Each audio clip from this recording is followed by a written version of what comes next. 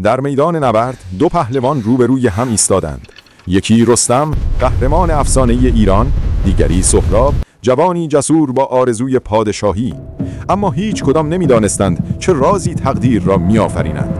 نبرد آغاز شد. نیزه ها شکست و شمشیرها برافراشت. سهراب با نیروی جوانی رستم را به خاک انداخت. اما در لحظه مرگ رستم فریاد زد: سنتی در میان قوم ماست. قهرمان تنها در نبرد دوم شکست می‌خورد. سهراب جوانمرد باور کرد و او را رها کرد. در نبرد دوم رستم سهراب را بر زمین کوبید و خنجرش را بر سینه او گذاشت.